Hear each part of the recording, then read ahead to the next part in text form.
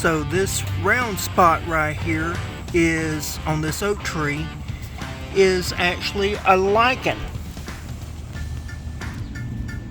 Now this right here, guess what? It is a lichen as well.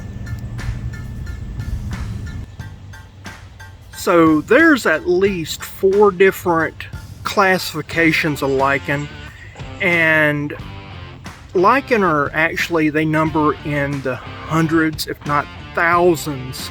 In fact, I've heard as many as 30,000 different types of lichen exist. Of course, those numbers are not verified totally because there are certain areas of the world we can't get to. Now, contrary to what I was taught in school, lichen are actually made up of 4 different organisms. So you have a fungus, you have blue-green algae, which is not an algae, it's actually a bacteria that produces, or it uses chlorophyll, but it's actually a bacteria. Then you have an algae, a true algae, and then you have yeast. And they don't know why the yeast is in there, they don't know what the yeast does. The belief right now is the fungus, for some reason, entraps the algae, the bacteria, and the yeast, and uses them somehow, some way. It is a cup type of fungi, but in lab settings, the fungi cannot exist on its own, although the yeast, the blue-green algae, and the regular algae, they can. So we don't know why it works that way. Somehow, some way, most lichen, they reproduce, and they'll have a special type of packet. You can almost think of it like a lunchbox.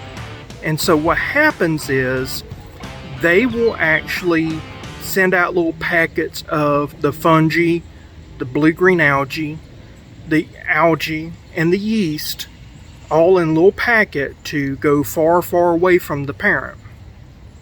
So why are we talking about this, and what does it mean for authors and creators?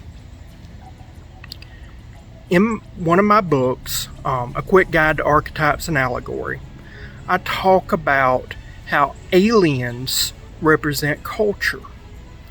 And a lot of alien shows have dealt with the issue of the LGBTQ community.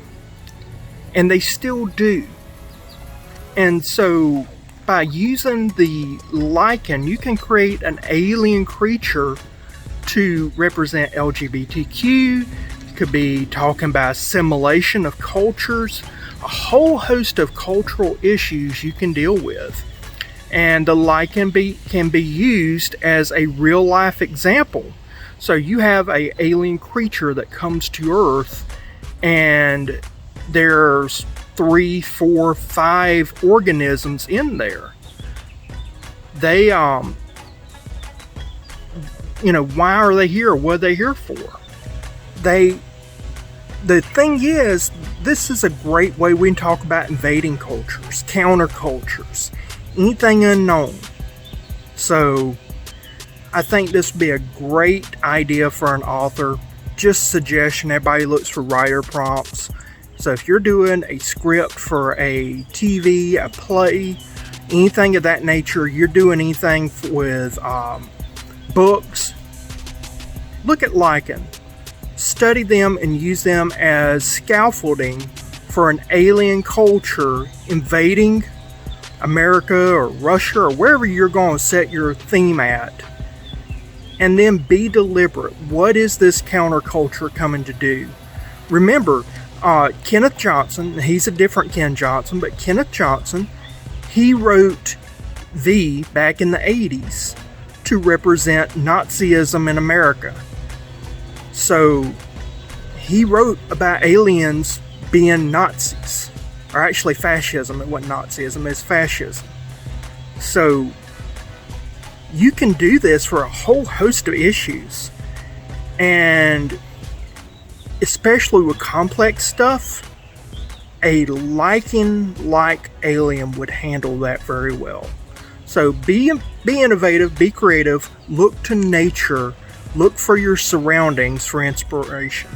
I hope you've liked this video.